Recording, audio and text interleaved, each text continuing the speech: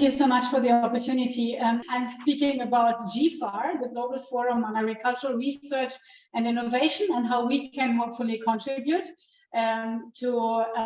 exactly. So it's GFAR's, not Law's, contribution to agricultural innovation systems. Since we are running out of time, let me just try to pick the most important points I want to make. We all are here, and thanks for the organizers, to make sure we achieve the SDGs and we bring agriculture to its full potential by transforming the agri-food system. The two preceding speakers showed the enormous potential of the digitalization or the digital revolution and the existing agricultural innovation systems that we do have and use, but maybe we can do more, and that is where I would like to take this opportunity, and many thanks again for inviting us to speak how this can happen, and I'll follow up on a couple of points that were raised by my previous speakers. In a nutshell, it's by multi-stakeholder partnerships and working through and with partnership principles. So if you look at the first slide, you'll see all what I presented, which is mainly about, can we please move the slide? Mainly about three things I wanted to show: who we are, what we do, and how we move ahead. I can't see the slide. Can you? Anyhow, I keep on, voila. Let's move to the next slide. I promise to summarize things up.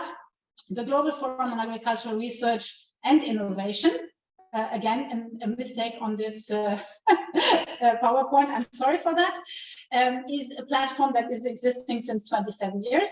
And we operate as a global partnership platform with a whole range of diverse actors. We have 900 institutional members from 13 constituencies, and we work with them, next slide please, to make the agri-food research and innovation system more inclusive. Next slide please. Transparent, accountable, efficient, and resilient. Okay, we can skip the next slide and go to the following one, please. This one we had already, by putting small-scale producers at the very center. We work through and with regional fora. Next slide.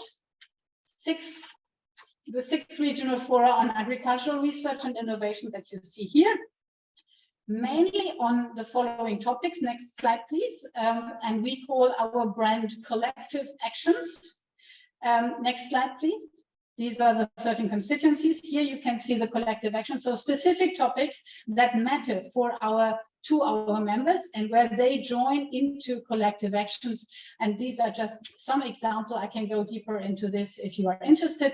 We are agile and take up new initiatives.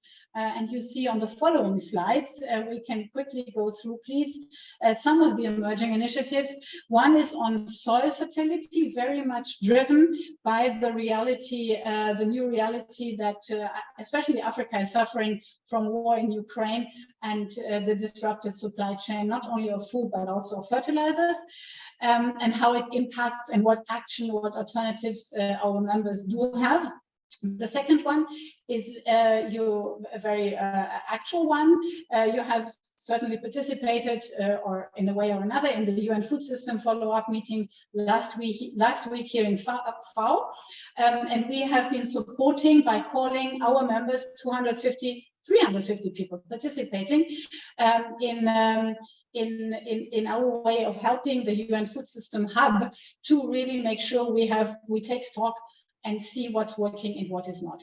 We also have a strong focus on Africa, and we are coming up with an innovation initiative if only we manage to get funding for it. Let's skip the following slides where I was hoping to give some more details on the work we are doing, and go to the one which has the title of Partnership Principle, because this is very much what all our work is based on. Can you please move the slides until we reach a slide which says partnership principles? Yes, wonderful. This is the set of 9 partnership principles which we have developed together with many other actors, Swiss Academy of Science. We are currently working with IDS and Southern Voices, hoping to be able to have them established as a global standard to make sure that innovation is not only happening somewhere in labs, in ivory towers, as science and innovation often did in the past, but it's really from the very beginning and throughout the very end in partnership with small-scale producers. We do that, and you can see on the next slide our theory of change, in order to make sure that agri-food research and innovation systems are not working in an isolated way, but really take the key actors on board and have an impact on and for small-scale producers. We also did, and that's something I would like to share and recommend to you, an innovation survey based on the same questions that FAO did in its innovation survey. We asked our 900 institutional members how they look at innovation, and there are two striking results. First, and my colleagues mentioned that before, innovation is not necessarily a technology, it can be a process, and it's not necessarily something that is invented in a lab, but it's oftentimes, most of the time, something that people do while they are facing challenges on the ground. And that again leads us to our conviction and to our work that we need to work bottom up and bring partners together in multi-stakeholder partnerships.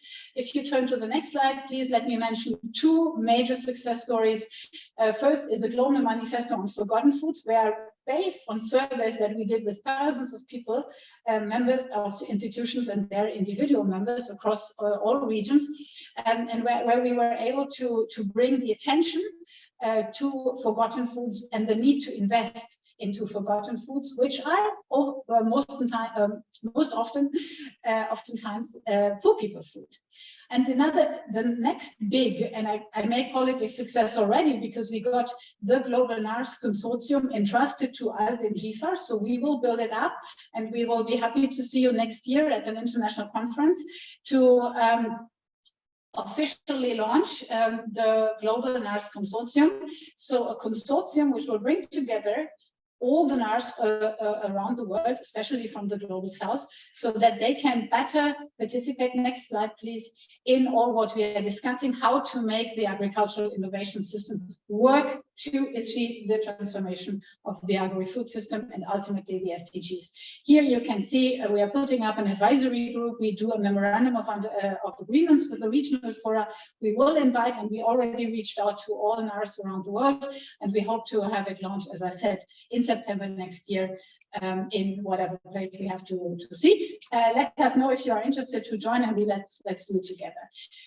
We skipped the other slides I prepared on our monitoring evaluation system, because I thought it's important to see how we need to really track not only deliverables but also outcomes. We are trying to do that again in a partnership approach. We are about to set up knowledge and learning hubs. Next slide, please. And we welcome this discussion to continue on that knowledge and learning hub. And next slide, which is the last one also, please, on partnership and funding. We are grateful for the European Commission to fund us, but we welcome every support that you may want to be able and willing to invest in multi-partner stakeholderships, so that we can really work on the many needs that have been identified. So to sum up, I think we all agree we want to transform the agri-food system. We have a lot of guidance, also thanks to the UN Food System Summit that took place last week. The speakers, Dr. Kumar and Degi, who just spoke ahead of me, made the point what a potential we have with big data, with the digitalization we are seeing, escalating now with the potential of artificial intelligence. And the need to make best use of the existing or further developing agricultural innovation systems. So let us please allow that the people we have in mind, the poor people, the small-scale producers, can contribute and benefit from what we are doing by scaling up multi-stakeholder partnerships and by working in partnership ways. Thank you very much for your attention.